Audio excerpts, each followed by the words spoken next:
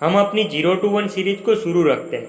हमने इसके अगले पार्ट में बात की थी एक बिजनेस को कैसे एम्पायर बना सकते हैं और कैसे मोनोपोली क्रिएट कर सकते हैं। आज हम बात करने वाले हैं पीटर ने बताए हुए सीक्रेट्स के बारे में। तो चलिए शुरू करते हैं। अगर हम सोचते कि हम दुनिया को समझते हैं और हमें सब पता है तो हम 0 से 1 तक नहीं जा सकते। पीटर कहते हैं कि दुनिया में 3 तरीके के आइडियाज़ हैं। पहला कन्वेंशनल, जो सबको पता है और सब उन बातों को मानते हैं। अगर आप इस आइडिया पे काम करोगे तो आप एक मोनोपोली बिजनेस नहीं बना पाओगे। जैसे कि अगर आप 18th सेंचुरी में होते तो आप बोल सकते थे कि मुझे दुनिया की खोज करनी है, मुझे देखना है कि समुद्र के उस पार क्या है, और शायद आपको कोई नया देश मिल जाता। लेकिन अगर आज आप इस खोज पे निकलते हो तो आपको कुछ नहीं मिलेगा, क्योंकि पूरा अर्थ प्लॉट हो चुका है। दूसरे आइडियाज़ हैं जिन्हें मिस्ट्री बोलते हैं और उन्हें सॉल्व करना बहुत ही मुश्किल है। जैसे कि साइंटिस्ट यूनिवर्स को समझने के लिए स्ट्रिंग थियरी का इस्तेमाल कर रहे हैं, लेकिन हम इस पर कोई एक्सपेरिमेंट नहीं कर सकते और इसे सॉल्व करना ऑलमोस्ट इम्पॉसिबल।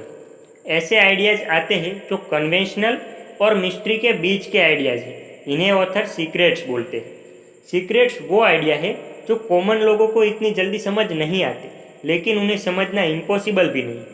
अगर हमें एक 0 to 1 बिजनेस बनाना है तो हमें सीक्रेट्स ढूंढने होंगे। लेकिन अब सवाल ये आता है कि लोग सीक्रेट्स को क्यों नहीं ढूंढते।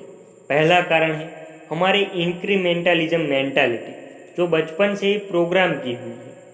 अगर आप अपने स्कूल में कुछ नया करते हैं, कुछ सिलेबस से बाहर करते हैं, तो आपको इसका कोई बेनिफिट नहीं मिलता। लेकिन अगर आप वही करते हैं जो सिलेबस में है तो आपको क्रेडिट दिया जाता है, तारीफ होती है। इन कारणों की वजह से लोग आगे भी अपनी लाइफ में कुछ नया नहीं देखते हैं। दूसरा आता है रिस्क अवेर्जन। लोग गलत होने से डरते हैं क्योंकि सीक्रेट्स अभी आम जनता ने नहीं अपनाए हैं, इसलिए उन पे काम करने से लोग डरते हैं। अगर आप रिस्क लेने से डरते हो तो आप कभी सीक्रेट्स नहीं ढूंढ पाओगे। तीसरा आता है कंपल्सेंसी। तेज दिमाग वाले लोग जब कॉलेज ज्वाइन करते हैं तो उन्हें बोला जाता है कि आप इस प्रेस्टिजियस कॉलेज में आ चुके हैं, अब आपकी लाइफ सेट है। और इस वजह से जो लोग सीक्रेट को ढूंढ सकते थे वो सीक्रेट को कभी ढूंढने की कोशिश ही नहीं करते। चौथा आता है फ्लैटनेसनेस। हम लोग अपने आप से पूछते हैं कि अगर सीक्रेट होते तो बाकी लोग जो हमसे ज़्यादा इंटेलिजेंट है, मेहनती है, वही इन सीक्रेट्स को क्यों नहीं ढूंढ लेते और उन पर काम करने लग जाते। इस डाउट की वजह से लोग सीक्रेट्स को ढूंढने की कभी कोशिश ही नहीं करते। अब देखते हैं कि सीक्रेट को कैसे ढूंढें। अगर आप एक यूनिक कंपनी खोलना चाहते हैं तो हमेशा अपने आप से 2 सवाल पूछें। पहला, नेचर आपको कौन से सीक्रेट नहीं बता रहा है, और दूसरा, लोग आपको कौन सा सीक्रेट नहीं बता रहे। पीटर बताते हैं कि फिजिक्स के पीएचडी के साथ काम करना बहुत मुश्किल है, क्योंकि ये लोग नेचर के सारे बेसिक प्रिंसिपल जानते हैं, इसलिए ये सोचते हैं कि इन्हें सब कुछ पता है। लेकिन क्या जिसे इलेक्ट्रोमैग्नेटिक थियरी पता है, क्या वो एक अच्छा मैरिज काउंसलर भी होगा? वैसे ही जिसे ग्रेविटी के बारे में नॉलेज है, क्या वो अच्छा बिजनेसमैन भी होगा? आप सीक्रेट्स वहाँ पर ढूंढो जहाँ उन्हें कोई भी नहीं ढूंढ रहा। ज़्यादातर लोग सीक्रेट को वहीं ढूंढते हैं जो उन्हें स्कूल कॉलेज में पढ़ाया जाता है। लेकिन आप अपने आप से पूछो, ऐसी कौन सी फील्ड है जो मैटर तो करती है लेकिन कॉलेज या स्कूल में पढ़ाई नहीं जाती। फॉर एग्जाम्पल, अगर हम फिजिक्स में सीक्रेट ढूंढें तो फिजिक्स हर कॉलेज में पढ़ाई जाती है। इस फील्ड में आपको सीक्रेट ढूंढने में बहुत मुश्किल होगी। लेकिन अगर आप फिजिक्स के ऑपोजिट सब्जेक्ट एस्ट्रोलॉजी को देखो तो ये सब्जेक्ट लोगों को उतनी वैल्यू नहीं प्रोवाइड कर सकता।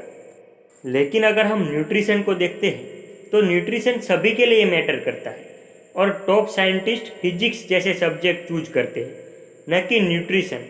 हमें आज भी न्यूट्रिशन में वही पता है जो 30-40 साल पहले पता था। ऐसे सब्जेक्ट में आपको सीक्रेट मिलने की संभावना ज़्यादा हो जाती है। हमें जब सीक्रेट मिल जाए तब क्या करना चाहिए? पीटर कहते हैं कि जब आपको कोई नया सीक्रेट मिल जाता है तो आपके पास 2 ऑप्शन होते हैं। या तो आप वो किसी को बता सकते हो या अपने पास रख सकते हो। ये ज़्यादातर अच्छा आइडिया नहीं है कि आप ये सीक्रेट किसी को बताओ। आपको ये सीक्रेट सिर्फ अपने स्टार्टअप के मेंबर को बताना चाहिए, क्योंकि स्टार्टअप पूरी दुनिया को चेंज करने के लिए एक कॉन्स्पिरेसी है और हर एक बेस्ट बिजनेस एक सीक्रेट के ऊपर ही बना होता है। हम अपने अगले वीडियो में बात करने वाले हैं कि एक बिजनेस का फाउंडेशन क्या होना चाहिए जिससे एक बिजनेस को, एक स्टार्टअप को एम्पायर बना सके। अगर आपने इसके पहले वाले वीडियो नहीं देखे तो प्लेलिस्ट में जाके ज़रूर देखिए।